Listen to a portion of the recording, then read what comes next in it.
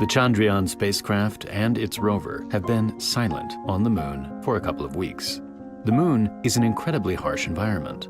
A single night on the moon lasts for 14 days, meaning the rover and its electronics have to survive mind-bogglingly cold temperatures. Without any power to keep it alive, the rover and its lander are most likely dead.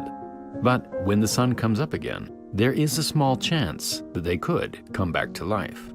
The Chandrayaan mission was incredible in many ways. With just 14 days to live, it performed experiments in an area of the moon that we know very little about. Not only was it India's first successful landing on the moon, but they also did it with an extremely low budget. The entire cost for the mission came to just $75 million, less than half of what China spent on their lunar rover. So what's going to happen to Pragyan? First, we have to look at where Pragyan actually is. In recent years, space agencies around the world have been racing to get to one particular part of the moon, the South Pole. It's predicted that this part of the moon has ice just below the surface, which could be used for drinking water and rocket fuel. The moon is already a hostile place, but the poles of the moon are even worse.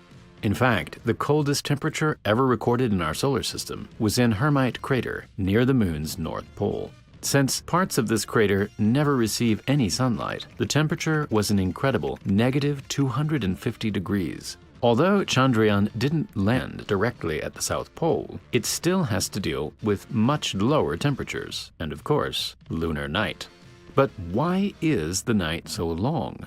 The moon orbits the Earth around every 28 days. The side of the moon that we see from Earth is locked to Earth, meaning this face is always pointing toward us.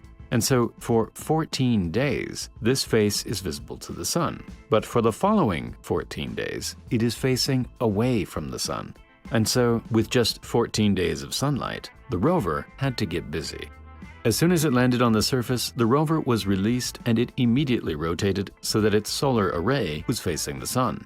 This solar array generates just 50 watts of power, enough to move the rover at around 1 centimeter per second.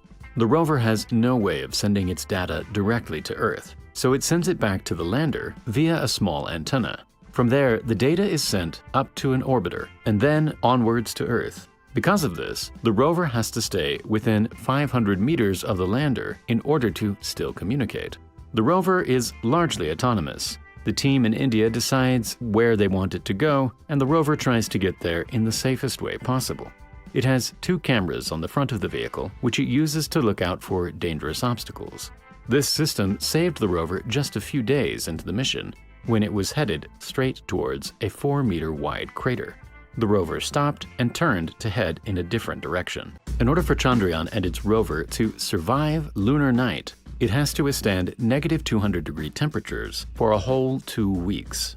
The rover has a small 10-amp-hour battery, but this is nowhere near enough to last for the full 14 days. Without power, it has no way of running its heaters, a crucial part of keeping all of its electronics alive. Because of India's tight budget, the electronics weren't designed to survive the extreme temperatures of the lunar night, and so the rover's survival is down to fate.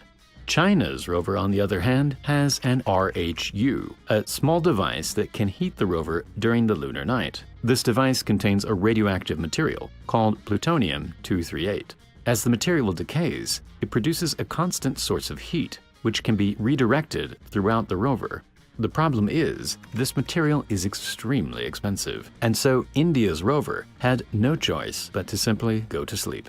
Nevertheless, India's 14 days on the moon were a huge success.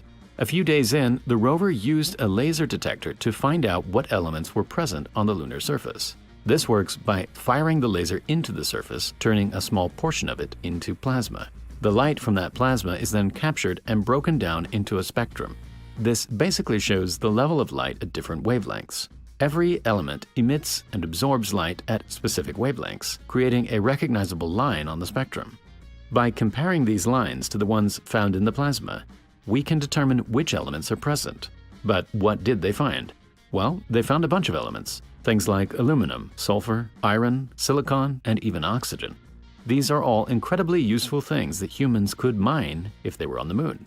But perhaps the most impressive experiment from Chandrayaan's 14 days on the moon happened below the surface. Our knowledge of how the moon formed and its structure beneath the surface is largely theoretical. We believe it has a solid iron core, surrounded by a mantle and a crust. But there is still so much we don't know about our moon. And so to find out what's going on below the surface, the Chandrayaan lander drilled a temperature sensor 10 centimeters into the ground. Scientists expected the surface at the South Pole to be cool, around 20 degrees. But Chandrayaan found that the surface was much hotter, at around 60 degrees. And just 8 centimeters below the surface, the temperature plummeted all the way to negative 10 degrees, a 70-degree difference. On Earth, at this depth, the temperature would only change by a few degrees. Being able to conduct experiments on the actual surface of the moon is incredibly valuable and something that only India and China have achieved in the 21st century. On top of finding oxygen and sulfur, Pragyan is also on the lookout for hydrogen, another key sign that ice exists below the surface. But before the rover or lander could do any more work, they had to prepare for nighttime. In order to give the rover the best chance of survival, engineers calculated exactly where the sun would rise in 14 days, and they positioned the rover's solar panel to face that direction. Then, on the 3rd of September, both the rover and the lander were put to sleep.